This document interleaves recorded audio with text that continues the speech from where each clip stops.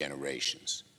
It is officially called the SFC Heath Robinson Honoring Our Pact Act because Heath Robinson was one of the many who succumbed to the poisons of toxins that he was exposed to fighting for America.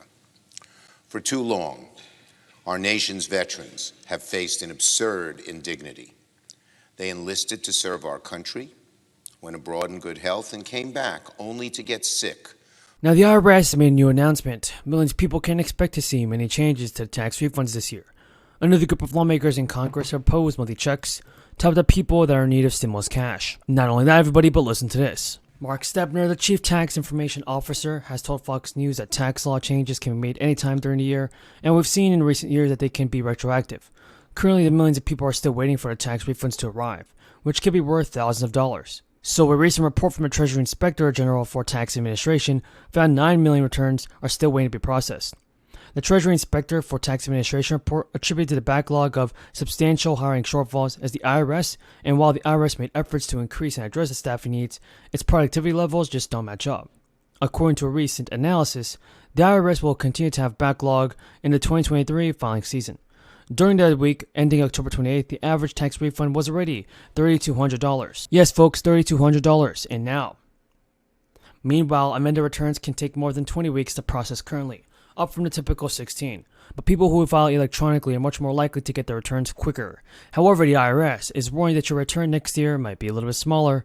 It's due to several factors, including how the child tax credit has expired, and the earned income credit is also programmed, which will help you to moderate the income workers and families receive a tax break. If you qualified for the earned income tax credit, then you can use the credit to reduce the amount of tax you owe. Because according to the IRS, if you claim the earned income tax credit, then you can expect a refund to be paid to you by March 1st. The IRS already adjusts the thresholds that applies to the various income levels and tax brackets to account for inflation.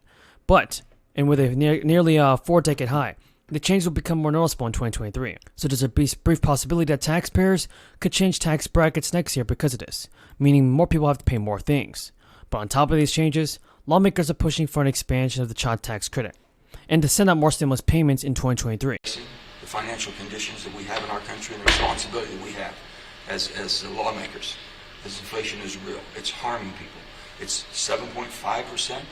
That's a tax, and it continues to increase. It's not decreasing. So the feds have to step up to the plate and do something. The administration has to do. We all have to work together right now to get our financial house in order. If not, it's going to be absolutely horrible what it's going to do to the American economy.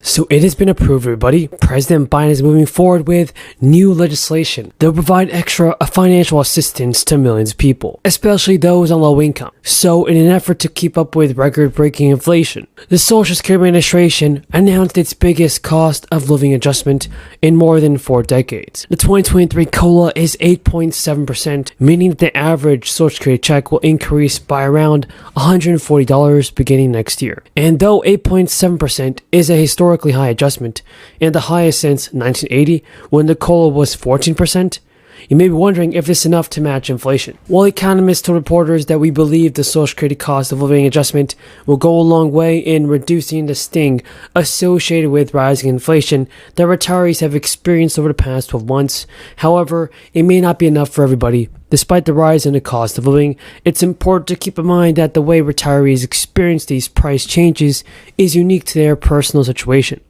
There are a few factors that play a role in whether the new COLA is enough to keep up with inflation. One of them is mortgage. According to Yahoo News, a retiree without a mortgage or with a fixed mortgage may not feel the pinch of rising housing costs in a way that a renter might. Housing plays a large role in determining a client's monthly fixed expenses in retirement, and low interest rates have brought about many changes to the housing markets over the past several months, and location will also play an important role as we head into the winter months. Colder climates will likely feel the pinch of rising energy costs, while urban residents may absorb higher expenses than those retirees located in more rural areas. And there are other financial experts that are convinced that the new COLA will be enough to match inflation. A financial advisor told Yahoo News that COLA fails to sufficiently keep up with inflation, despite the fact that they, by nature, COLA is indeed designed to keep up with present inflation. There will be an 8.7% increase for Social Security recipients.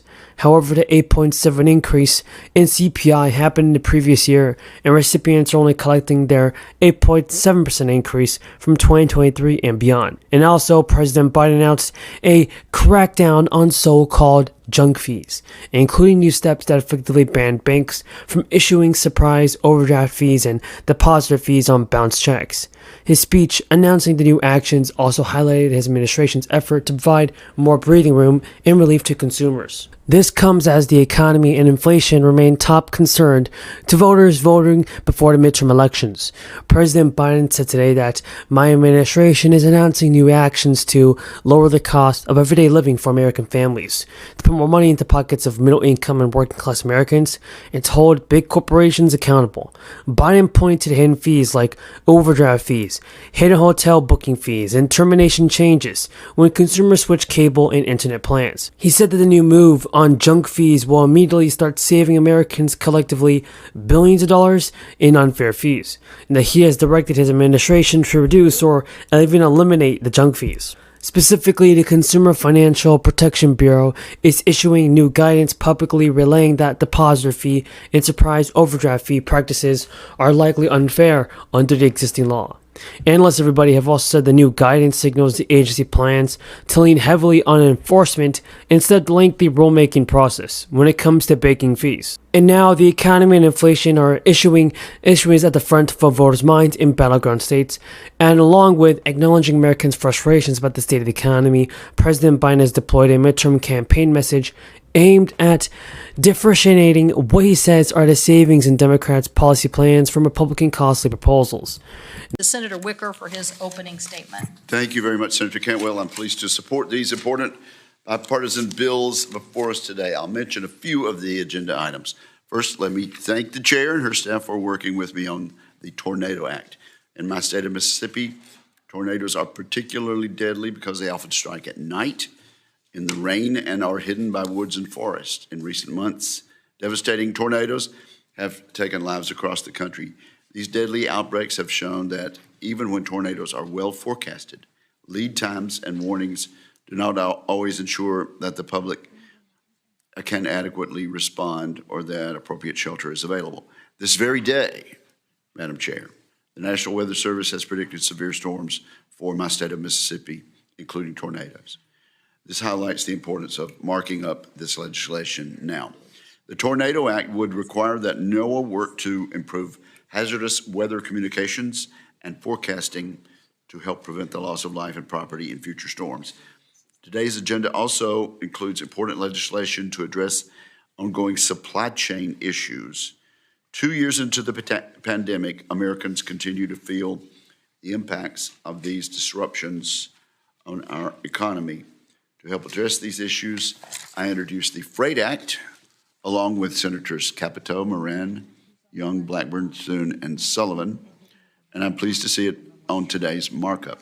The Freight Act would improve our freight transportation system by streamlining the license